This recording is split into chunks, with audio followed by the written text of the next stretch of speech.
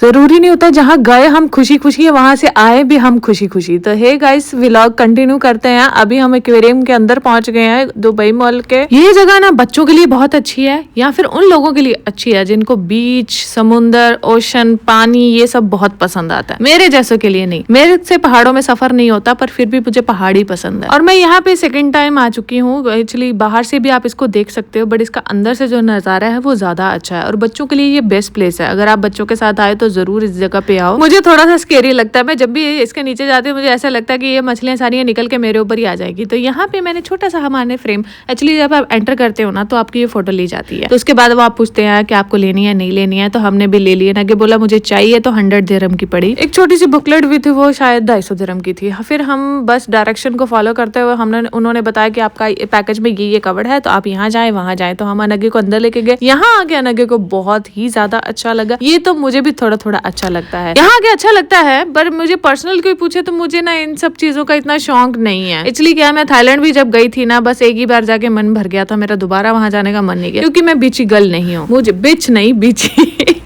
ये नहीं हूँ। मेरे को सिर्फ माउंटेन्स, मुझे ठंडे इलाके, ठंडी जगह वही पसंद आती है। मुझे गर्मी बिल्कुल नहीं पसंद है। बट यहाँ के अच्छा लग रहा था। पेंगुइन्स इतने ज्यादा क्यूट थे। यहाँ पे एक डॉल्फिन शो भी होता है, मेरे दिमाग से निकल गया था, मुझे वो जाके देखना था। ये जेली फिशेस के साथ है ना कि बातें कर रहा था, मुझे पानी नहीं, मुझे नहीं पसंद है फिशेस, ये सब ये मुझे नहीं पसंद। मेरे हस्बैंड पता है मुझे खींच के ठूस ठास के लेके गए, पर मैं ज्यादातर यहीं खड़ी रही। यहाँ खड़ी होकर मुझे बहुत ज्यादा अच्छा लग रहा था, बहुत क्यूट सा फील हो रहा था यहाँ पे। मेरा यहाँ से निकलने का मन नहीं कर रहा था इस जगह से, बट हस्बैंड बोले कि चल अभी बहुत हो गया है। एक्चुअली एक और अंदर एरिया है, उसके आई थिंक 120 दिरहम की टिकट है, कुछ ऐसा ही है। वहाँ पे आप पेंगुइन के साथ टच कर सकते हो, उनको बात तो क्या ही करोगे, आप उनको खिला भी सकते हो कुछ, पर वहाँ का चार्जेस अलग थे। मैं नहीं गई, मैंने हस्बैंड को देखा, मेरे को मुझे भेज दो, मुझे जाना है वहाँ पे। कह रहे चल चल चल वापस चल, बहुत महंगा है सब कुछ। यहाँ पे क्रोकोडाइल, बस अनग्य कह रहा था मम्मा मुझे देखने है। मैंने भाई चलो। यहाँ पे ना ऊपर का व्यू बहुत ज्यादा अच्छा लग रहा था। फिर उसके बाद बहुत सारी बर्ड्स हैं यहाँ पे, तो एक ब्रिज आता है, तो मैं वही ढूंढ रही थी कि वो कहाँ गया। तो बस ढूंढते ढूंढते रास्ते में ये सांप, चिड़िया, ये सब मुझे दिखाई दे रहे हैं, मुझे ये भी नहीं पसंद है। उसके बाद बारी आ गई यहाँ पे, अनग गया भाग। मगर बोलता है कि मम्मा ये तो बहुत ज्यादा हिल रहा है, मैं नहीं जाऊंगा। तो हस्बैंड बोल रहे जा जा जा, तो बोलते हैं कि नहीं। एक्चुअली एक टाइम पे यहाँ पे